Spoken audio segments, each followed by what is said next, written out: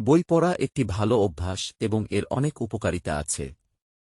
কেউ যদি বই পড়াকে একটি নিয়মিত অভ্যাসে পরিণত করতে চায়, তার জন্য কিছু ব্যবহারিক উপায় আছে। বই পড়ার অভ্যাস গড়ে তোলার জন্য কিছু কার্যকরী কৌশল রয়েছে যা আপনাকে সাহায্য করতে পারে। লক্ষ্য স্থির করুন। দিন বা সপ্তাহে কতটা সময় বা কত বই পড়তে চান তা নির্ধারণ করুন। যেমন প্রতিদিন ২০ মিনিট বই পড়বেন বা প্রতি মাসে একটি বই শেষ করবেন। শুরুতে ছোট বই বা সহজ পাঠ্যবই পড়ুন। এটি আপনাকে মনোযোগ ধরে রাখতে সাহায্য করবে এবং ধীরে ধীরে আরও জটিল বই পড়ার অভ্যাস গড়ে তুলতে সাহায্য করবে। বই পড়ার জন্য একটি নির্দিষ্ট সময় নির্ধারণ করুন।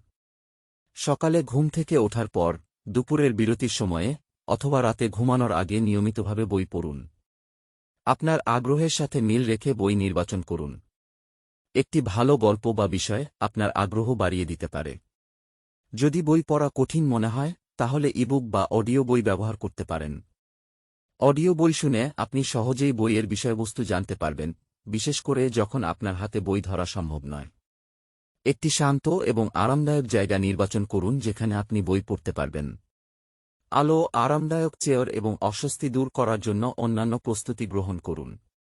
পড়ার জন্য একটি বইয়ের তালিকা তৈরি করুন এবং সেটি পূরণের চেষ্টা করুন। এই তালিকায় আপনার আগ্রহের বিভিন্ন ধরনের বই অন্তর্ভুক্ত করুন। বই পড়া সম্পর্কে বন্ধুদের বা বই প্রেমীদের সাথে আলোচনা করুন। তাদের সাথে বইয়ের আলোচনা আপনাকে উৎসাহিত করতে পারে। অন্যান্য পাঠকদের মতামত এবং পর্যালোচনা পড়ুন যাতে আপনি ভালো বই নির্বাচন করতে পারেন এবং পড়ার আগ্রহ বজায় রাখতে পারেন। একটি বই শেষ করার পর নিজেকে পুরস্কৃত করুন। এটি আপনাকে আরও বই পড়ার জন্য উৎসাহিত করবে। এই পদক্ষেপগুলো অনুসরণ করলে আপনি বই পড়ার অভ্যাস গড়ে তুলতে সক্ষম হবেন।